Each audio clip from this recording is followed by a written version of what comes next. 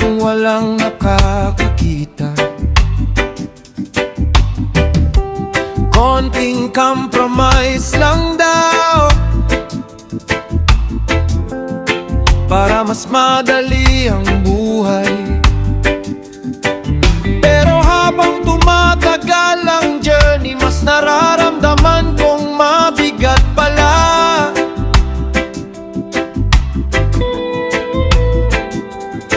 Kapag alam kong hindi ako naging totoo, kahit okay tingnan sa labas.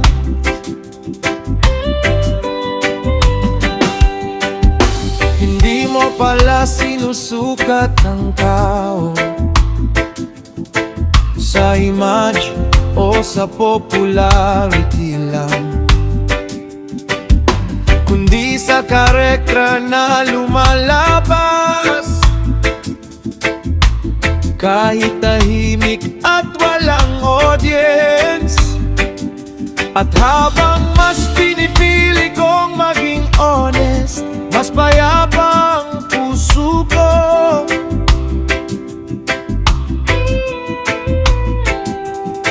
Hindi dahil perfect ako, kundi dahil wala akong tinatagong fake.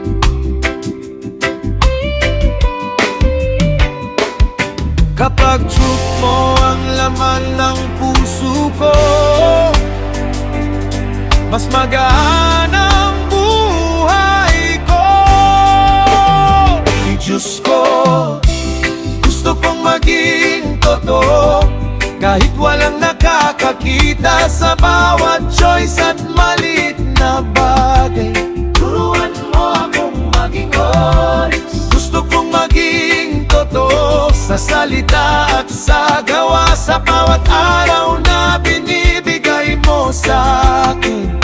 Integrity mo ang susundan ko.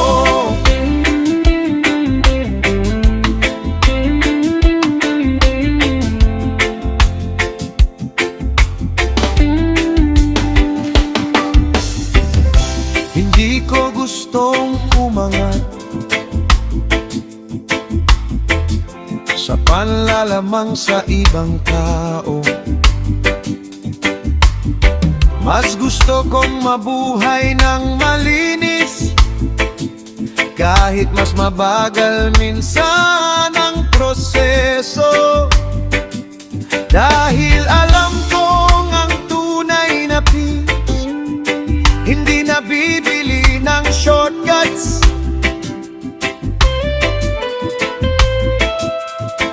At ang tunay na success may kasamang malinis na konsensya.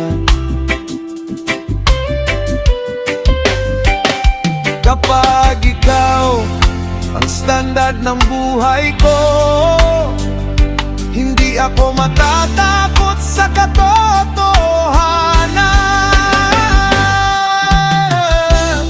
Gusto kong maging totoo, kahit walang nakakakita sa bawat choice at maliit na bagay. Turuan mo akong maging honest. Gusto kong maging totoo sa salita at sa gawa, sa bawat araw na binibigay mo sa akin. Integrity mo ang susundan ko. Gusto kong maging totoo, kahit walang nakakakita sa bawat choice at maliit na bagay. Turuan mo akong maging honest. Gusto kong maging totoo sa salita at sa gawa, sa bawat araw na binibigay mo sa akin. Integrity mo ang susundan ko. Ayoko nang mabuhay sa panloloko at kite. Ayoko nang naging fake para lamang bukan sutisle. Gusto kong maging totoo, kahit walang nakatingin sa akin.